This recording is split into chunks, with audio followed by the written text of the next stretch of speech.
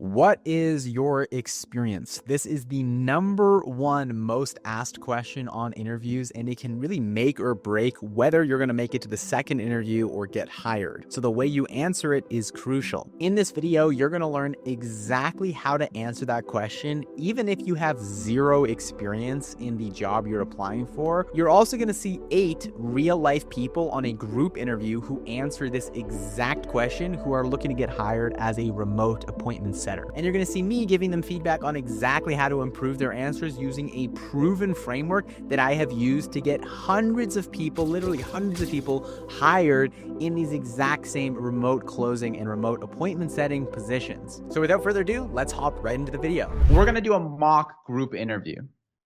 I'm going to be the interviewer. I'm going to ask you guys all this question, and we're going to go one by one. The first question being, what is your previous work experience?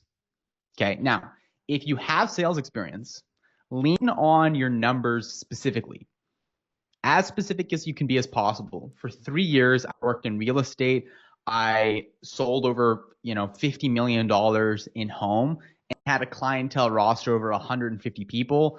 At the beginning of my sales career, I was closing at 20%, and by the end, I was closing at 30%. If you don't have experience, you just need to really have enthusiasm, hunger, energy, and just be like, thank you so much for the question. I really feel as though, although I'm sitting here the only guy at this table without tangible experience on this, what I can tell you is that over the 4 years I've been working as a restaurant server, every single person I've spoken to has walking in with a medium expression. They've walked out with a smile on their face. And that's all because of the interaction that I created and the experience that I let them have. And I think my rapport building skills have gotten to a point of mastery. And if I can translate that into this position and study, grind, work every day, I think I'd be a valuable asset to any company. Right? If you say that, it's like, whoosh, mic drop. You're like, holy crap, this guy's awesome. Okay.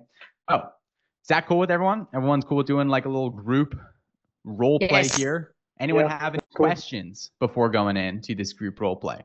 Let's go for it. Let's get it. Cool. Okay, welcome in here, guys.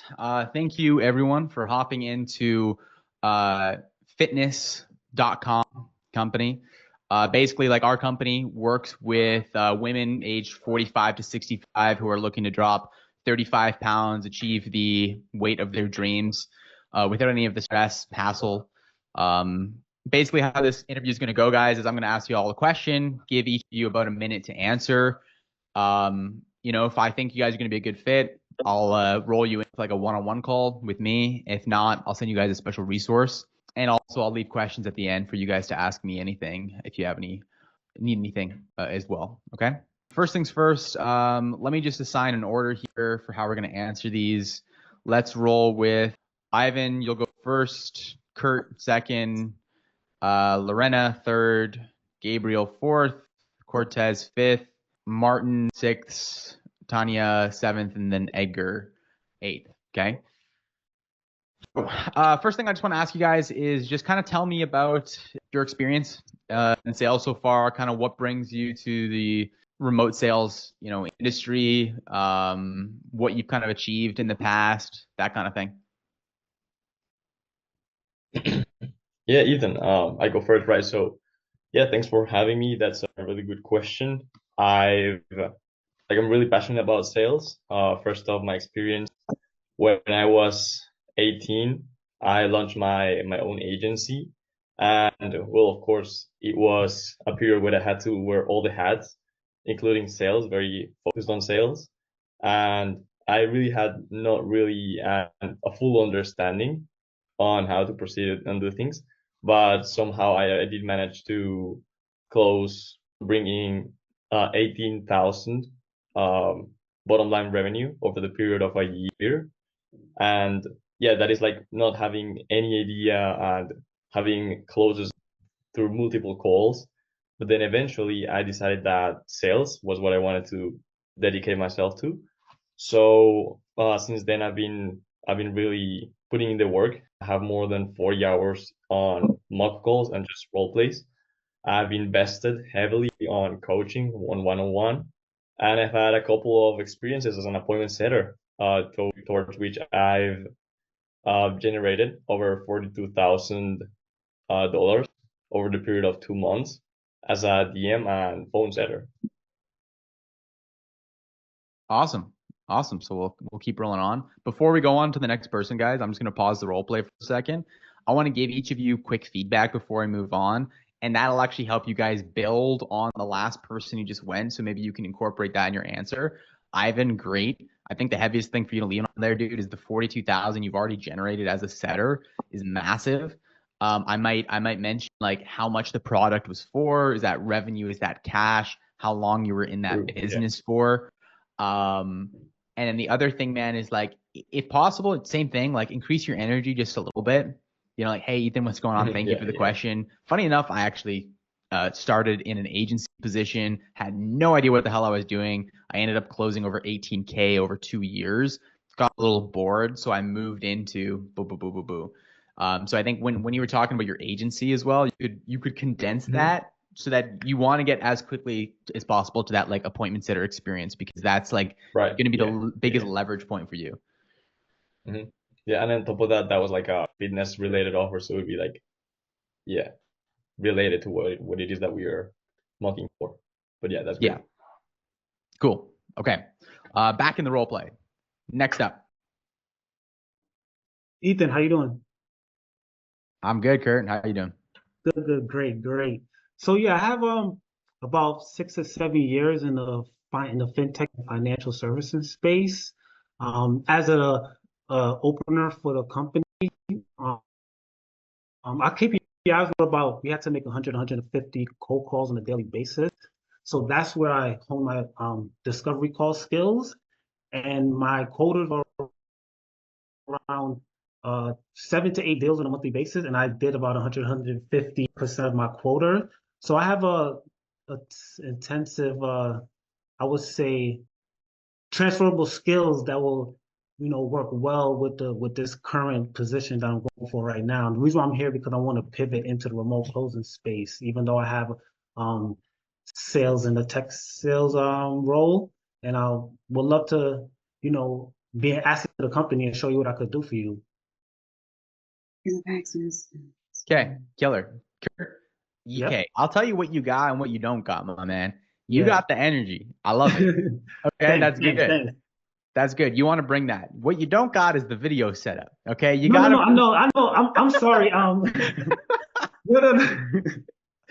know what it is? I'm on my laptop right now, and my computer is right here. I usually use my computer, and it's just, yeah. I apologize. I didn't mean to I didn't even think we could get on camera, to be honest. So yeah, I wouldn't do this on a real interview, to be honest.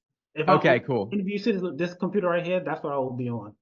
Okay, gotcha. Okay, I just wanted to double check. Okay, cool. Yeah, I will never do this on an interview. Trust me, like a real interview, no, never. Cool. Okay. Yeah, button up, everything would be, yeah. Cool, dude.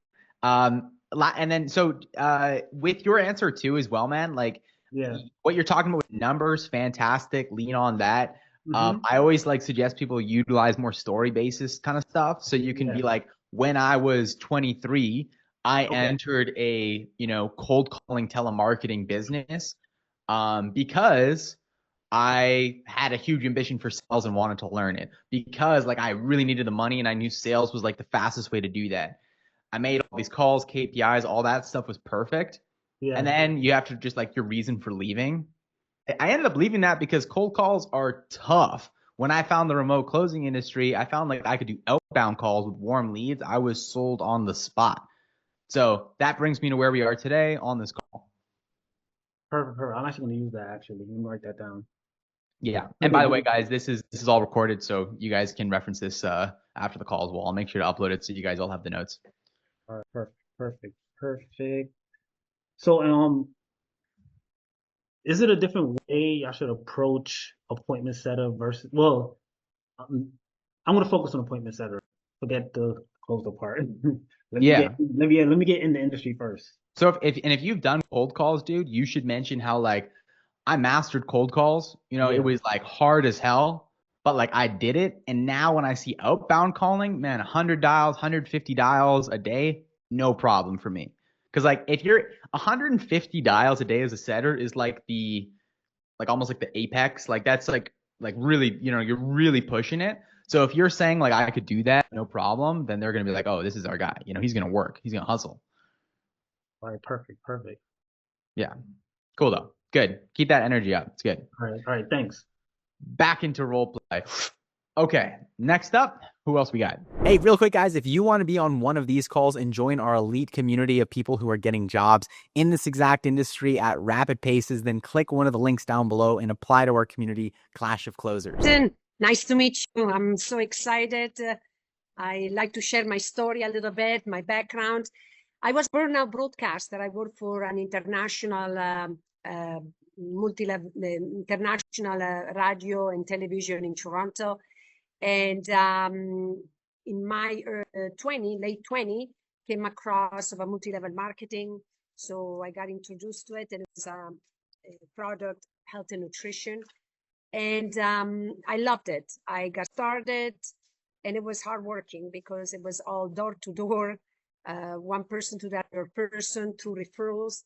And then we upgraded. We had some calls, Zoom webinar. And in 3 years, I was able to bring in consistently my numbers. They were $10,000 a month in product sales. And with that, to give you some numbers, we would call people, and I would sell the product. 5 people we call, 1, 2 would buy the product. And from that, we recruited a team of sales rep. And my numbers there were exactly 1 out of 10 distributors that I would recruit in my team. So I was able to build a team of 50 reps in 1 year, and able to sell over $1 million in 3 years. So now I got introduced to the high ticket sales, and my mind went crazy because I noticed that, with outbound call, it was something that I wanted to really learn and grow. And I think, Ethan, if you don't mind, I would love to have a triage call, and I can show you what I can do and how I can show up to the clients. And I would love to replicate that $1 million for sure.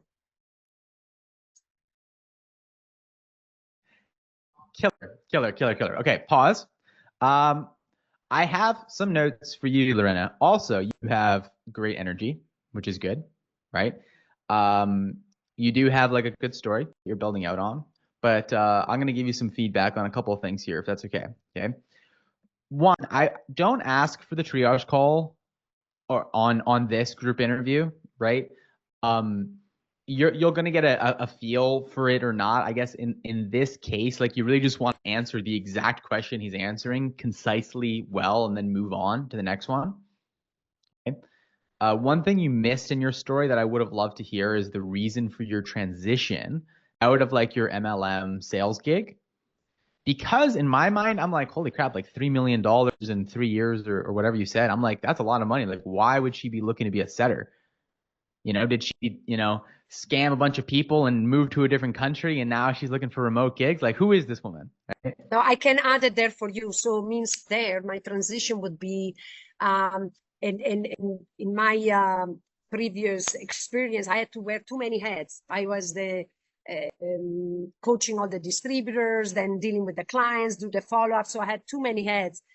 And here I just have to focus with the clients and make the sales. So this is the transition that I want to have. Oh, so you were like a business owner? Yes. Okay. And you could see that, like, just like how like you ran your own business. I've seen a lot of like new applications asking for sales reps being like, hey, like, have you run a business before? Because a lot of sales reps either come from a background of sales, have no experience, or they're coming from like running an agency or something where they've had to do sales as a byproduct of their business. So yes. I would say that. 3 million in 3 years. Is that what you said?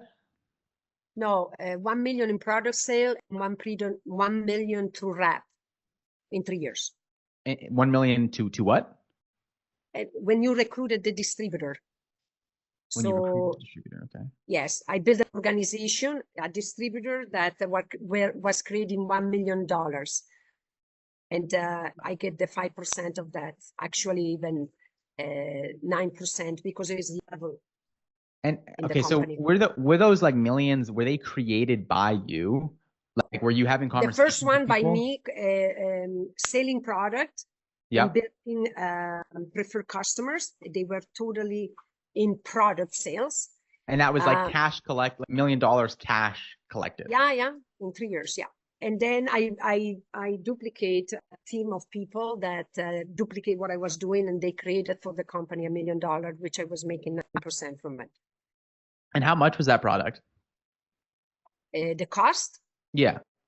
Oh, is that you could buy? We would sell three options. So one would be 250, one could be 500, one could be 700. Depends. Every year was a little bit of a change in product options. But all below 1,000, right? Yes. Okay. Because one thing with your story, Lorena, that I think you could improve on is like there's buzzwords in this industry that if you say them, the hiring manager is immediately like, oh, this person's in, like they're in the cool guys club. So when you say things like cash collected, and I think you said webinar as well, like you got leads from Yes. like Yes. like a lot of these companies get leads from webinars. So if you use words like leads, webinars, cash collected, low ticket product, so you're selling a $250 to $700 product. This is the main part of your like story that I'd focus on and say like, when did you join this? It was like when you were 20s? My late 20s. So I was 29. When you were 29? Yeah, you could say like, yeah, when I was 29, I joined a multi-level marketing company and I was responsible for selling low ticket products between $250 to $700.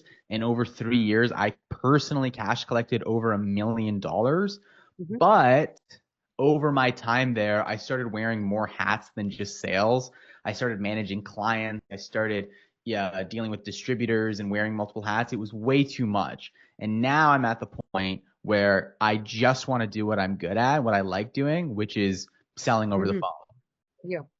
You know, that's a way better way than saying like all these different, words that you're talking about, like all the stuff with the distributor, I would like leave out because there's so many follow-up questions Yes. that lead to It's that. confusing. Yeah. Yeah, it can be a little confusing. Okay. Okay. I mastered that. Thank you. Cool. Okay, sweet. Hopefully this is helpful to everyone. Up next. Yeah, that would be me. Well, thanks for having me, Ethan.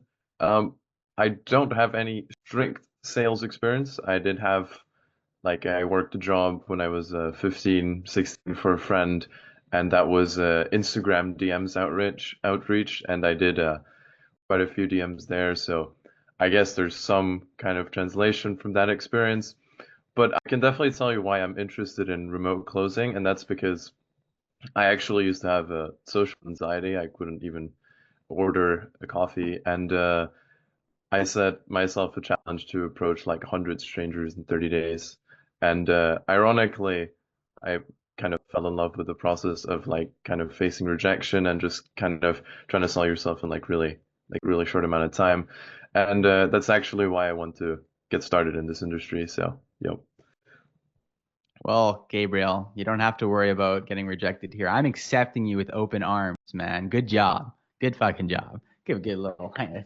Thank you. Nice job, man. Yes. Okay, dude. Awesome. So, if I was going to give you some feedback, dude, because you're one of the only one of the only two guys in here that's coming from with zero sales experience. But I would say you doing DM sales is actual experience. That's why you said it, right? So do you do that for a couple months, a year? Like how long do you do that Yeah, for? it was like maybe 3, 4 months. I think probably I sent around 2 to 3,000 messages overall. When you were like 15 or 16? Yeah. It was with a friend. And how old are you now? I'm 18 now. You're 18 now? Okay, Yeah. cool. So dude, you've got things working for you that if you pulled the levers right, dude, people would love you. Okay? Your age can be an asset because when they look at a young guy, 18, 19, they see someone with like their whole life ahead of them who can like invest 100, like you don't have a kid, you don't have dogs, you don't have responsibilities. It's like this, this kid can give me his life right now. He's hungry. He wants to make money. And if he makes money, I'm going to make money. Right. So if you can really lean on, like I'm 18 right now, but when I see this industry, I get super excited because I know there's so much opportunity and I'm going to make not only a lot of money for myself, but a lot of money for you. Yeah. I would not be afraid, dude, to show that your motivation is money. That is one of the sole motivations for like young men is they just want to like grow, get better, and make a lot of money. Yeah. Right. So I think self improvement and money. So if you lean on that in some of your answers, that'd be good. And the other thing here, dude, is your experience with the DMs. Highlight that. Don't say that's not sales experience because it is. You want to position it more like when I was 15, I had the first spike of sales in my mind that I was interested. My buddy was running a business at the time, and he needed someone to do DM setting. And so I sent out probably 2,000 to 3,000 DMs to sell a low ticket product of $50. Right. I didn't end up, something like that. Right. And that's when I realized like, sales could make me a lot of money because I made, a good amount of money from that venture. Yeah. Right. And then you take that story into I'm 18 now and I'm hungry. I'm ready. I want more. Okay. Lastly, dude, I would not in an interview setting mention your past anxieties with social interactions. And the reason is, I mean, for obvious reasons, but it's like it's just a red flag that if someone has social anxiety once, they're always going to have social anxiety unless they're like completely like you can tell on the call they're the most charismatic person ever. Yeah. Right? There's going to be this inkling like, okay, so this kid used to have social anxiety. He probably still has some now because he's not like amazingly charismatic. So I would just, keep that as your story. Once you get really like what I mean by that is like once you get really fucking good at sales, dude, and you're making tons of money, then whip out that part of your story. Like, actually, I used to be, anxious, but right now, dude, you're part of the story and the area that you're in your life right now is like learning self-improvement, making money, hustling, staying inside 12 hours a day and doing whatever you got to do to just focus. Yeah. Right. And also do with your camera setup, I might move it back a bit so you see. Yeah. I'm changing it in a couple of days actually about a new camera. Cool. So cool. Awesome. Good. Thank you. Job. Awesome, man. And good job, dude. It's good meeting you too. First time I'm seeing you in here. Yeah, nice to meet you too. Cool. Okay, cool. Back in a role play. Who do we have next to answer the question? What's up, Ethan? What's up? How's it going? It's going pretty good. So I have done like 2 months of door-to-door sales. I did it for a little bit, but I figured out it wasn't for me personally. So I went in, joined the military about 5 years, trained like about 5 people, and then I have like pretty good athletic skills, so I trained them up, and I would really like to do this position. You trained. So wait. So just to clarify for me, you trained up 5 people in the military?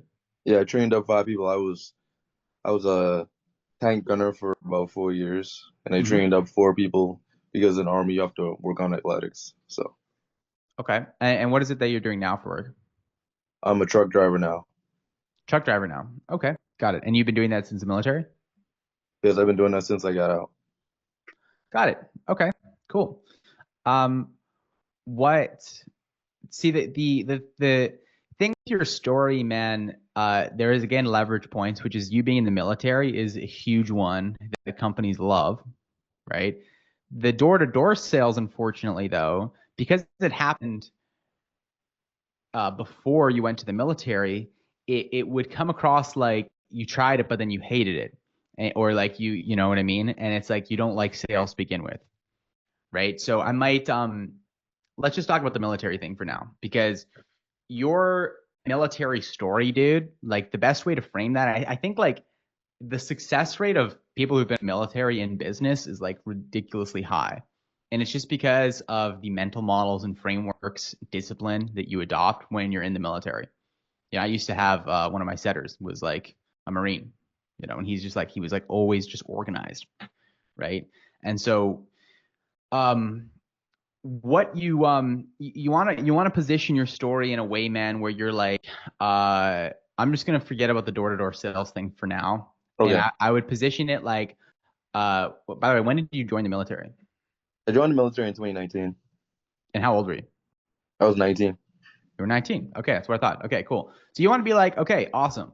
When I was 18 years old, I really struggled with organization and focus. And I thought the best thing for me at that time was joining the military. So for 5 years, I focused on discipline, organization, um, and just really creating the right attitudes where I could see success in any area of my life. And within 2 years, I was actually leading a team of 5 people in the military because of my strength and aptitudes that my, leading captain saw in me, right? By the end of that 5-year period, I left the military, and at the time, a buddy of mine, had a really great opportunity for me where I could be, driving cars and delivering packages for him. And I needed the money after the military. So I took that job, but it's just not what I'm looking for. And since being on this job, I've been spending 5 hours a day on audio calls, listening to sales training, sales books, and doing everything that I can to, learn the skill set of sales and grow and master it. And something along the lines of that, right? And like you have to have like a closer at the end of that. But you see how I'm kind of framing the story? Yeah, because since I had like a lot of stuff I did in the military and stuff, I just didn't know how to format it. You know what I mean? So that's why I was thinking so much. But I Yeah. understand what you're saying. And you could go into ChatGPT or something and find things you learn in the military that are applicable into the business world, like top 5 things, and just use that in your story and be like, I learned this, this, this, this, and this. I already got a few things. Leadership, timeliness, organization, stuff like that. Because you have to do that, and then after that, being able to train someone to change them physically, like working them out, because as an army can't be fat. So yeah, you know what I Yeah. mean. I think organization and discipline are probably the 2 best ones that I think like you definitely need is like discipline in sales, and you definitely need organization as like a setter. Okay. Right. Yeah, and just say as well at the end of that, like whatever I end up getting placed in for a sales position, I'm going to dedicate myself 100% to it, just like I did in the military, to serve my country. Yeah. All right. No problem. Cool. Love it, dude. Love it. Oh, and then also when you do the interview, make sure the phone's like down and it's like static and you're not like moving around. I had a guy on an interview with me once who was like on his phone on the street. He didn't even get accepted for like a screening interview after, because it's like you want to be sitting down, paying attention, and ideally wearing something like business casual as well. Like I think the shirt that you're wearing now is like casual, but you want like business casual. In my opinion, I mean, you can play around with that. I don't have to define what business casual looks like, but All right. All right. No problem. I got some button notes, but you know what I mean. yeah, I gotcha. Cool. Back into role play. And next up, who do we have? Okay, so that would be me. Hi. Hi. You're speaking to Tanya. It's nice to finally speak to you. So, what has drawn me to sales is the fact that I enjoy engaging with people and overcoming objections. When I was around 20, I started selling jewelry door to door. This is jewelry that I made myself, and I generated between $800 to $1,200 a month for over around about a 2.5 year span. I mainly did cold calls, and I did in-person sales. I transitioned into a remote setting. Well, I'd like to transition into remote setting because I like to expand my reach and basically serve a more broader audience efficiently. Cool. Yeah. Cool. Thank you for your answer. Okay. Awesome. So Tanya, awesome. You have real world experience to draw on, which is fantastic. Just some notes with the camera and stuff in the future. Go horizontal when you're on a Zoom call instead of like the vertical phone thing. I love the way you speak. You know, it's so soft and it's like so caring. It's just like smooth. Like you could be on radio. It's so nice. Right? It's like I could talk to you all day. Right? Where you could add to your voice, both to have people like receive you, but especially on interviews where energy matters so much, is like the smiling, like happy to be here energy. Whereas right now, how I'm receiving you is a little like timid, which fair enough, you might be. There's 8 people on this call you've never met before, and you know we've never had a formal conversation, yada yada yada. So that might be true, right? Yeah. But what we need to do is like, you know, rotate the camera horizontally and like just really practice just like the smiling and energy of just like, hey, I'm so glad we connected, Ethan. So yeah, my experience comes back to when I'm 22 years old and I actually made my own jewelry, started my own business, was doing in-person sales, selling anywhere between $800 to $1,200 a month in product. And how long did you do that for, Fania? Around about 2.5 years. About 2.5 years. And then did you go away from that into this? No, I did a number of things. I've taught English online before. I have been a translator in the past. Mm-hmm. I've been a communications officer for a bit as well. Mm-hmm. And I work on a cruise line as well. Okay. And you work on a cruise, and is that what you do right now? Yes, that's what I do right now. Okay. So then what we would do is we'd want to connect the jewelry to then you working on the cruise line, because like that's what you're doing right now, and then mention like why you're transitioning out of that right now. So what I might say is like, you know, it's not like a resume. They're going to actually see the gap in your resume of like, what were you doing for 4 years? You're just going to say like, I was selling jewelry for like 2 to 3 years, doing this, what I just said. And then I joined a cruise line as a, you know, crew member associate, you know, and I've been doing that for the last 5 years, been conducting conversations every single day with new members on board. And it's been a cool job, but it just doesn't really give me what I need in terms of earnings. And so when I saw the remote closing space, I got really interested in having these conversations with people and kind of expanding what I can do here. You've taught different languages too. So how many languages do you speak? So I've taught English. I've also taught French, and I'm learning Mandarin. Wow. Yeah. So that's a big thing to mention too, right? Is saying on the cruise line or leading up to the cruise line, because it's international. I also, you know, learned French, Mandarin, English, so I can speak to multiple different customers. That's people ask that on interviews or applications all the time because there's different offers that sell to different audiences. All right. Okay. But great. Yeah, you got the smooth, buttery kind of radio voice. It's good. Thank you. Yeah, no problem. Okay, we're chugging away here. Next up. Yeah, I think it's supposed to be me. So, hey, I'm Martin. I'm from Ukraine, so might have a bit of accent. So when I was 21, I worked in clothing store before, and I helped customers to find right clothes and understand their needs. And I really enjoyed making their shopping experience really easy and enjoyable.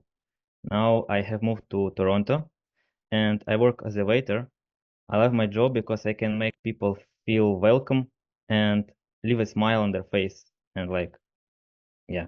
And at the same time, I'm learning to be a salesperson. I have already done more than 45 hours of mock calls to improve my skills, and I want to become an appointment setter. And I'm hungry to develop my skills and achieve my goals, and of course, making more money. I enjoy working with people, and I always try to give the best service possible. Nice. Okay, cool, dude. So, dude, not bad. I like how you tell your story, and it's good. Everything that like every sentence that you say, it sounds like you're making like one statement after another. And I think like with your English, you need to add that emotional flexibility to words you want to highlight, right? And so that keeps it. So I'm focused on what you're saying, on like what aspect of what you're saying, right? So when you say like, well, I worked as a server for 3 years, and then from there, I found remote closing. Because I think, dude, with your cadence right now, when you're speaking long for that, what it's like a static neutral tone throughout the whole way. Mm-hmm. And it's like if you want to improve, you need to like bring it up, slow it down, or like soften it in certain parts to make it go higher and lower. I think Mm-hmm. like the context of what you're saying is fine. It's just the again the just the pronunciation of it, and also just like energy, dude, as well. If you can just like I saw you smiling a bit there, so if you keep smiling, it's like, hey, how's it going? Mm-hmm. I'm your Ukrainian best friend. Okay. I'm the only Ukrainian on this call. Nice to meet you. Mm-hmm. A little bit about me. Do. Mm-hmm. Okay, got it. Okay. And then yeah, lean on the how much you've invested in a program, how much time, like the 45 hours in transformational based sales calls that you've practiced on. Mm-hmm. Lean on that stuff because that's really important as well.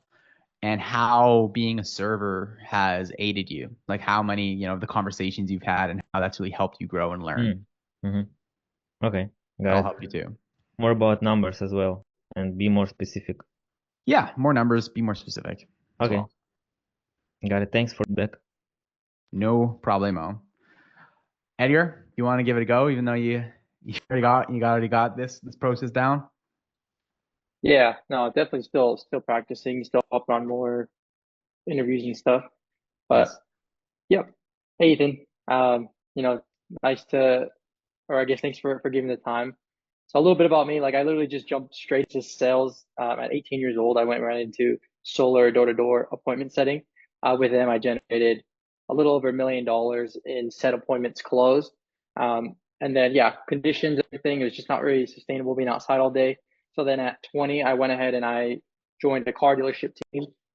From there, I generated over $2.5 million. I closed myself. And so, yeah, I increased my closing percentage as well from 12 to 24% in that time frame. Altogether, 1.5 years experience. And really now, I'm just really looking to get into remote sales because I just feel like really capped where I'm at. And also, I don't really like the culture that I'm in right now. And so I can really kind of get the best of both worlds here in this space. Dude, yeah, I see how we've worked together to refine that because I remember us refining that little pitch there for you. That's Yeah. Dude, I don't think I have any notes because it's like your answer was probably the most concise. It was very concise, like 60 seconds. Your energy was like spot on, smiling the whole way. It seemed like you were a little bit bubbly, but then also like you were specific, very good on the numbers. You were using numbers like cash collected on sets closed, total revenue, like all this stuff. It just like, okay, like this guy knows kind of what's up, right? He knows this space. I don't have to teach him everything from scratch. It's not like a complete newbie.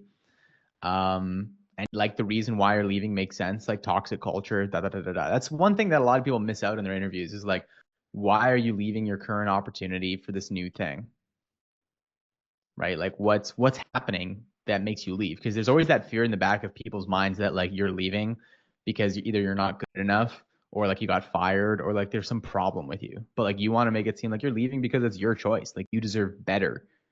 And you identified this opportunity, this job as better than what you're doing. Yeah. Okay. And then a real quick question on that. So like when they open it up, they're like, introduce yourselves, everyone. Is that an appropriate kind of answer? Like that's what you should be answering with, something like that. Yeah. Yeah. When they say introduce yourselves, it's like exactly that thing. Like when they say like introduce yourself, it's like, what's your story? What brings you here as far as your, business career goes? As far as your career goes, kind of tell us about yourself. I made that mistake once when I met my girlfriend's dad, like an ex-girlfriend years and years ago. And he just like sat me down, cracked open a beer, and he was like, so like, what's your story? And I was like, shit, like, what is my story? So I was like, well, I was born here and then I went to soccer practice and he's like, no, like, what have you done? You know, like what are you going Yeah. like what are your goals, son? What are you going after? And I was like, oh, okay. So I tell them like, well, at this age, my biggest goal was this, and that didn't work out, so I did this, and then that was successful, and this happened, and so that that's what they want to hear. Okay. Cool. Yeah. That's funny. You want an entire ebook breaking down all the possible questions that an employer could ask you on one of these interviews and the exact frameworks of how to answer them, then you can access that inside our community Clash of Closers, which I will link down below. Thanks again for watching the video, guys, and I will catch you in the next one. We're here in Switzerland.